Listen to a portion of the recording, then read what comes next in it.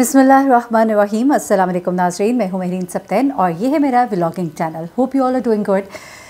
नाज़रीन, इस चैनल पर मैं आपकी इन्फॉर्मेशन, आप लोगों की आगाही के लिए बहुत सी चीज़ें लेकर आती हूँ। लोगों के एक्सपीरियंसेस, उनकी कहानियाँ आपके साथ शेयर करती हूँ। वहीं पर एक ऐसा फैक्ट और एक ऐसी ख्वाहिश जो मेरे ख़्याल से हर मर्द और हर औरत में होती है, हर लड़के हर लड़की में, इवन बच्चों तक में भी होती है। ये ख्वाहिश क्या है? ये ख्वाहिश है पतला होने की ख्वाहिश, स्मार्ट लगने की ख्वाहिश, स्मार्ट होने की ख्वाहिश, खूबसूरत दिखने की ख्वाहिश। और इस ख्वाहिश के पीछे कुछ लोग जो है बहुत आगे तक चले जाते हैं। देखिए, कुछ लोग तो अपने ऊपर कंट्रोल नहीं कर पाते हैं, खाते हैं, खूब खाते हैं और उनको जो है बड़ी मुश्किलात होती हैं। वो डाइट कंट्रोल नहीं कर पाते, वो एक्सरसाइज नहीं कर पाते।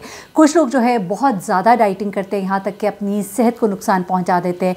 कुछ लोग बड़ा हेल्दी तरीका इख्तियार करते हैं, एक्सरसाइजेस करते हैं, which is the best thing, और अपनी डाइट, पोर्शन कंट्रोल और इंटरमिटेंट फास्टिंग और जो भी तरीके उनको आते हैं उनको इस्तेमाल करते हैं। चले, वो भी अच्छा है। लेकिन जो पहली कैटेगरी मैंने बयान की, जिसमें लोग जो है खाने के बहुत शौकीन होते हैं, वो अपनी डाइट पे कंट्रोल नहीं कर पाते हैं और वो एक्सरसाइज भी नहीं कर पाते, फिर वो कहते हैं कि अब हम क्या करें। अब हम क्या करें का जवाब जो है, इस वक्त बहुत से क्वैक्स जो मार्केट में बैठे हैं वो आपके इन जज्बात से खेलते हैं और आपकी इस ख्वाहिश को पूरा करने के लिए ऐसे ख्वाब दिखाते हैं कि आप लोग जज्बात की रोह में बह जाते हैं और आप ये सोचते नहीं हैं कि कोई एक ऐसा तरीका जो आपको हफ्तों में दुबला पतला कर देगा या आपको दिनों में पतला कर देगा, उसके साइड इफ़ेक्ट्स कितने ख़तरनाक होंगे। जो एक कुदरत का निज़ाम है, चीज़ों को जिस तरह से चलना चाहिए, आप जब कुदरत के निज़ाम के ख़िलाफ़ चलते हैं तो फिर बहुत कुछ होता है। मैं एक छोटी सी मिसाल देके गुजरूंगी और उन दो बड़े ही ख़तरनाक केसेस के हवाले से बताऊंगी। जो गैस्ट्रिक स्लीव जो है, यानी कि आपका मैदा जो है, इसको काट के छोटा कर दिया जाता है। आसान अल्फाज में बयान कर रही हूँ ताकि आप कम खाएं, आपको भूख थोड़ी लगेगी, आप खाएंगे तो आप ज़्यादा खा नहीं सकेंगे। जब आप ज़्यादा खा नहीं सकेंगे तो जाहिर सी बात है आपका वज़न जो है नेचुरली कम होगा। इसमें आपको बहुत सी एहतियातें बताई जाती है, बल्कि कई दफ़ा तो मुझे हंसी आती है कि वो जो एहतियात बताई जाती है उसमें कहा जाता है आपने ये ज़्यादा तेल नहीं खाना, आपने ये नहीं खाना, वो नहीं खाना। अगर शायद आप आम लाइफ में ही उनको अप्लाई कर लेते तो आप वैसे ही पतले हो जाते, लेकिन अब मजबूरी बन गई है क्योंकि दूसरी सूरत में आपको संगीन किस्म के नताइज का सामना हो सकता है। तो फिर आप बहालत मजबूरी जो इन चीज़ों को फॉलो करते हैं। लेकिन हम भी तो है ना, ऐसे ही लोग हैं कि जब तक जान पे नहीं बनती है तो हम भी जो है ना उन चीज़ों से बाज नहीं आते। लेकिन इस सब को बताने से पहले एक तरीका जो बहुत ज़्यादा मार्केट में इन हुआ था, वो था गोलियों का। दवाइयाँ दी जाती थी और ये दवाइयाँ जो है ना, ये उन लोगों के लिए थी जो बहुत ही ख़तरे की हदों को छू रहे होते थे और जिनके लिए अपनी ये इस वज़न को कम करना इतना ज़रूरी था, वरना उनकी जान को ख़तरा था, उनको हार्ट अटैक के मसाइल थे और बहुत कुछ हो सकता था। ये उन लोगों के लिए दवाइयाँ बनाई गई थी। लेकिन फिर इन्हीं दवाइयों का मार्केट में आम इस्तेमाल, मतलब कि वो बिल्कुल इस तरह से लोगों को अवेलेबल थी कि कोई भी जाए और ख़रीदे, जबकि मेडिकली वो सिर्फ उन लोगों के लिए थी जिनको के डॉक्टर प्रिस्क्राइब करें। मेरी एक दोस्त ने ये दवाई जब इस्तेमाल करनी शुरू की तो उसने मुझे बताया कि शुरू में तो मुझे एकदम फ़र्क पड़ा, लेकिन एकदम से एक दिन ऐसा हुआ कि मुझे लगा कि मेरी हार्ट बीट एकदम बहुत तेज़ हो गई है, पैल्पिटेशन शुरू हो गई, मेरे पसीने माथे से छूटने शुरू हो गए, मेरे हाथ से पसीने, और मुझे कपकपी। और कहती है मुझे थोड़ी देर के लिए ऐसा महसूस हुआ कि शायद मेरा कोई आखिरी वक्त आ गया है। कहती है उस दिन तो मैं बच गई, लेकिन मैंने उसके बाद वो दवाई दोबारा इस्तेमाल नहीं की।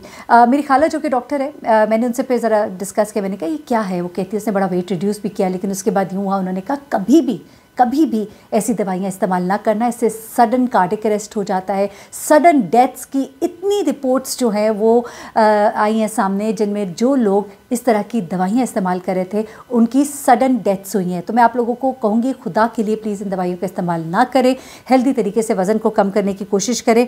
हाँ ठीक है, ये जो प्रोटीन डाइट्स होती हैं उनके भी कुछ साइड इफ़ेक्ट्स हैं, लेकिन चलें आप प्रोटीन डाइट्स करें।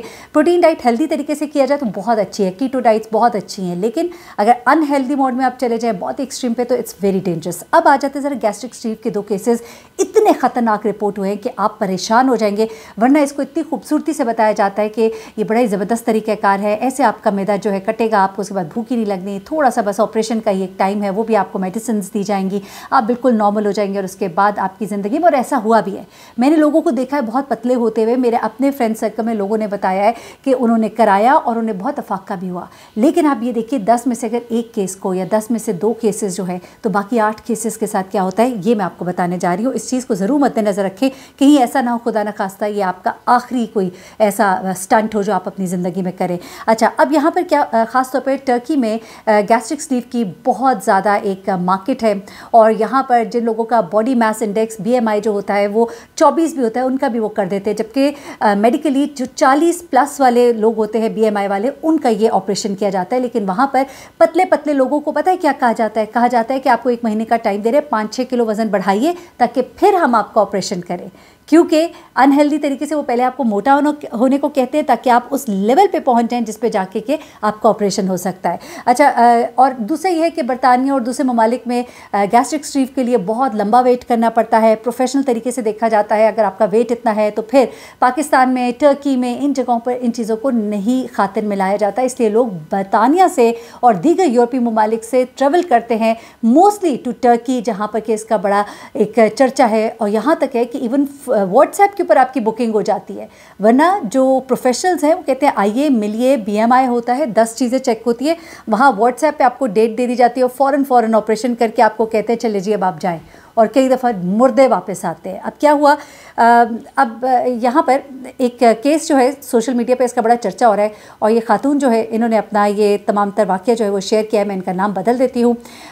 इन्होंने बताया कि ये बरतानिया से सफ़र करके ऑनलाइन इश्तिहार देखने के बाद टर्की जाती हैं, वहाँ जाने का फ़ैसला करती हैं। बहुत से दूसरे लोगों की तरह उन्होंने सोशल मीडिया पर वज़न कम करने से पहले और बाद की वीडियोज़ देखी।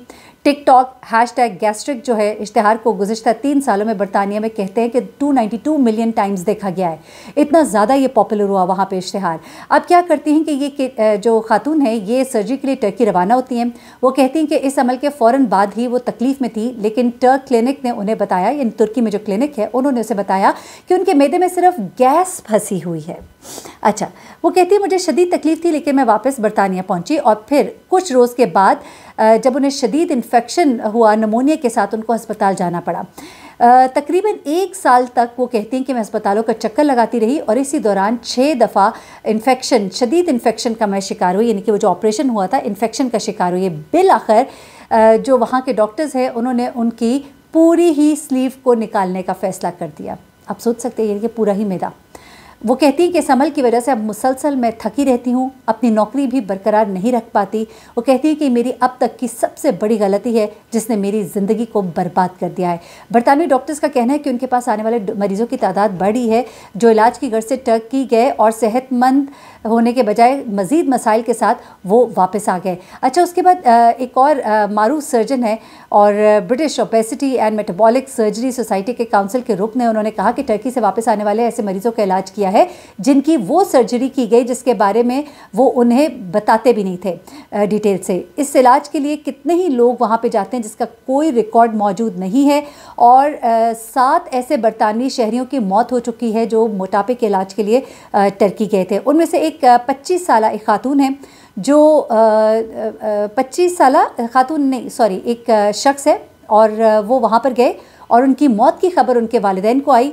जब पुलिस उनके घर आई, उनको बताया कि उनके बेटे की टर्की में मौत हो गई है।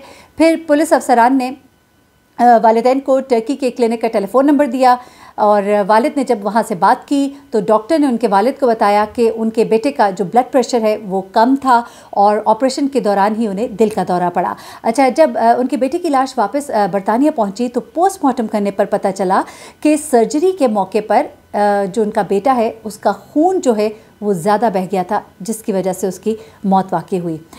उसके वालिद बताते हैं कि उन्होंने टर्की में डॉक्टर से रब्ता करने की कोशिश की, लेकिन वो कोई जवाब देने के लिए तैयार नहीं थे। उसके दोस्तों का कहना है, उनके बेटे के दोस्तों का कहना है कि उसने उन्हें बताया था कि वो वज़न कम करने की कोशिश में नाकामी की वजह से बहुत परेशान है। टर्की के कुछ क्लिनिक में इस इलाज के लिए बुकिंग जो है सिर्फ एक व्हाट्सएप मैसेज पे हो जाती है, तो आप इससे अंदाज़ा लगाएं कि ये किस तरह के क्लिनिक्स होंगे।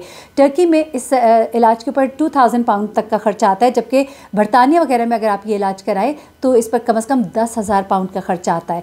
उसके बाद ये भी है कि तुर्की में क्लिनिक्स हैं जहाँ पर लोगों का ऑपरेशन किया जाता है जहाँ उनको बिल्कुल ज़रूरत नहीं होती, वो इतने मोटे नहीं भी होते तब भी उनका ऑपरेशन जो है वो कर दिया जाता है। उसके बाद और किसी भी किस्म के बंदे का, यानी कि उसकी कोई भी हिस्ट्री हो, मेडिकल हिस्ट्री, दे लीस्ट बॉदर्ड कि यार ये इसका ऑपरेशन होगा, इसका ब्लड प्रेशर लो हो सकता है, इसका कुछ और मसला हो सकता है, इसको हार्ट अटैक हो सकता है, दे रेडी टू एक्सेप्ट एनीबडी। और ये बड़ा ही डेंजरस किस्म का ऑपरेशन है। और स्लीप की सर्जरी के लिए पहले तो वो आपको वज़न बढ़ाने का भी कह देंगे, कभी वज़न आपको घटाने का नहीं कहेंगे। आप यहाँ से अंदाज़ा लगाएं कि कितना एक अनहेल्दी तरीका है। और बहुत ही एक ऐसा ऑपरेशन जो है ये किया जा रहा है जिसके बाद होने वाली जो बहुत सी पेचीदगियाँ हैं उनको निमटने के लिए फिर इतने खराजात होते हैं कि इंसान कहे कि मैं 10,000 पाउंड का उधर से बरतानिया से करा लेता। अब वज़न में जो कमी है उसके नाम पर लोगों की जानों से खेला जा रहा है। ये एक इन्फॉर्मेटिव वीडियो थी आपके लिए कि खुदा के लिए आप इस केसेस को समझें कि किसी का मुर्दा जिस्म वापस आ रहा है, कोई बंदा अपने साथ इतनी बीमारियां लेकर आ रहा है कि इनका कोई इलाज नहीं है, और वो लोग जो सिर्फ पैसे के लिए लोगों की जानों के साथ खेल रहे हैं। अल्लाह ताला ने जो कुदरती तरीके बताए हैं उनके ऊपर आप अमल कीजिए। जो खुदा ने जो एक निज़ाम बनाया है उसके मुताबिक चलिए। अपना ख्याल रखिए, अपनी सेहत का ख्याल रखिए, अपने प्यारों तक इन खबरों को पहुँचाइए ताकि वो इस तरह की गलती से बाज आए। अपना बहुत ख्याल रखिएगा, दुआ में याद रखिएगा। अल्लाह हाफ़िज़।